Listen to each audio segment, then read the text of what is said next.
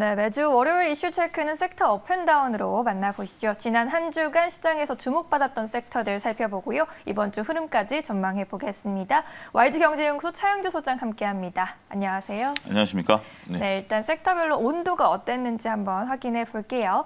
첫 번째로 엔터주입니다. 다른 섹터에 비해서 상대적으로 양호한 흐름 이어지고 있습니다. 지난 5월 초부터 본격적인 상승세를 보이고 있는데 하반기에도 긍정적인 전망이 주를 이루고 있는 것 같네요. 특히 대형 기획사들이 플랫폼 열풍도 이끌어주고 있는데 이번 주 전망 어떨까요? 지난주에 전반적으로 제가 반복해서 업이라고 말씀드릴 수 있는 것은 변이 바이러스와 관련된 수혜를 볼 수 있는 그런 기업들이다라고 먼저 좀 서두에 말씀을 좀 드리고요.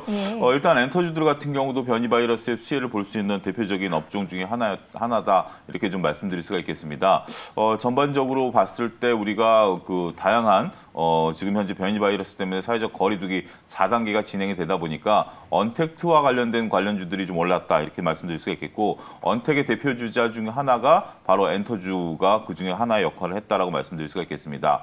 여기에 이제 새로운 모멘텀이라는 게 온라인 콘서트에 대한 어떤 기대감 이런 것들이 현재 지금 동시다발적으로 일어나고 있다라고 말씀드릴 수가 있겠죠. 우리가 말씀하시다시피 5월부터 올라왔을 때만 하더라도 하이브가 BTS가 이제 신곡을 발표하면서 온라인 공연을 거의 뭐 대박에 가까운 그러한 상황을 나타내지 않았습니까? 지금 현재 2030 세대, MZ 세대가 현재 지금 우리 그 기성 세대와 다른 것은 온라인 공연에도 환호성을 지르고 기꺼이 비용을 지불한다라는 것들입니다. 이러한 부분들의 엔터주들이 다시 한번 수혜를 볼 가능성이 있다라고 보여지고요. 여기에 이제 덧붙여서 새로운 아티스트 개발에 대한 모멘텀들이 나타날 것이다라고 말씀드릴 수가 있겠습니다.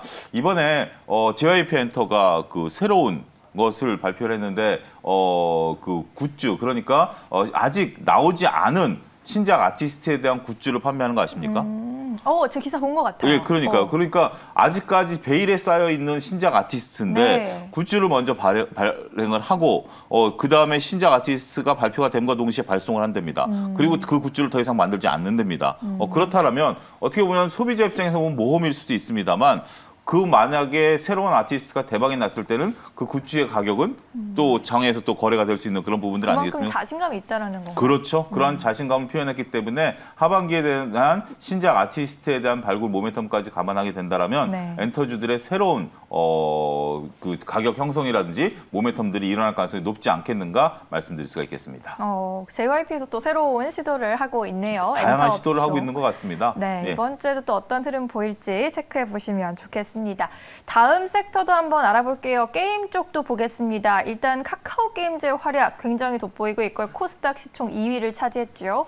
코스닥 시장은 지금 전반적으로 바이오주는 좀 부진한데 게임주가 치고 올라오면서 상위권에서 변동이 나타나고 있습니다. 게임 업종 어떻게 봐야 할까요? 예, 말씀하셨다시피 카카오 게임즈가 시총 2위로 나오면서 셀트리온 그룹을 제쳤다 이렇게 좀 말씀드릴 수가 있겠죠.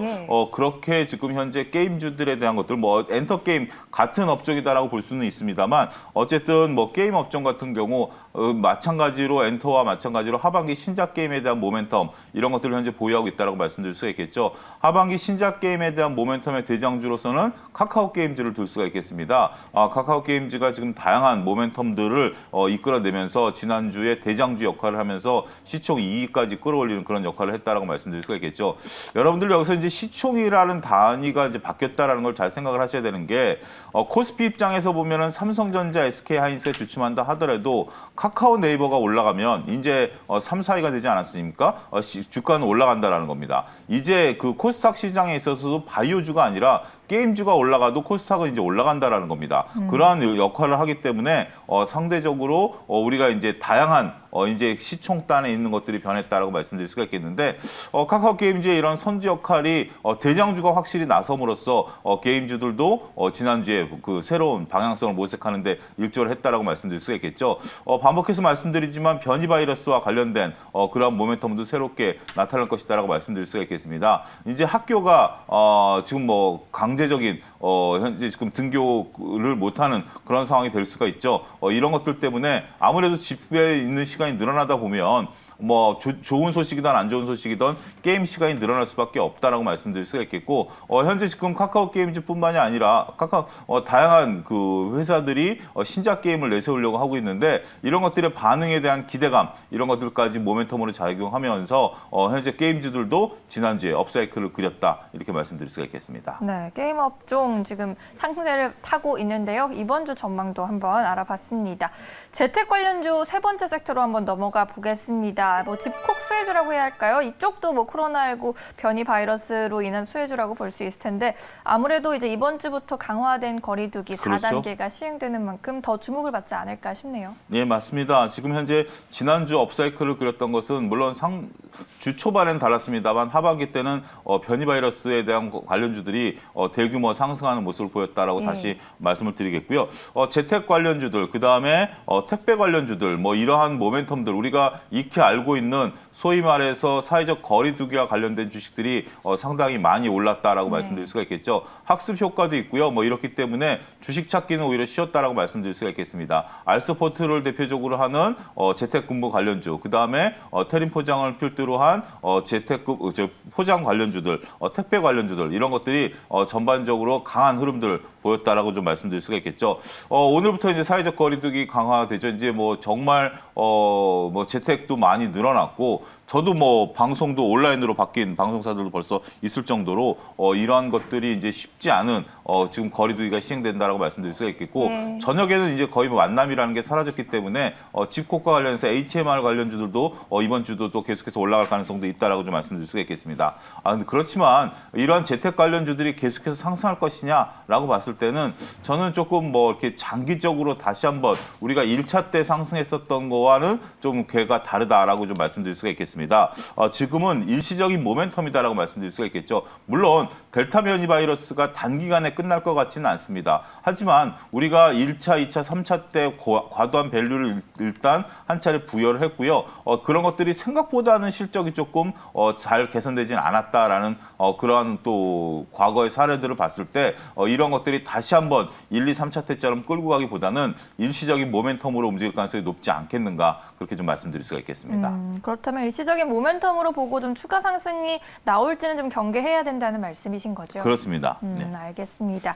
이렇게 재택근무주까지 받고 이번에는 좀 하락했던 섹터도 점검해 보겠습니다. IT 쪽이 영 힘을 못 쓰고 있습니다. 삼성전자 같은 경우에는 호실적을 지난주에 기록했음에도 불구하고 주가 8만 원 선 내주면서 지난 거래일 마감했고요. 지난주에 외국인들이 가장 많이 판 종목으로 또 삼성전자가 꼽혔더라고요. 이런 상황들 어떻게 해석해야 할까요?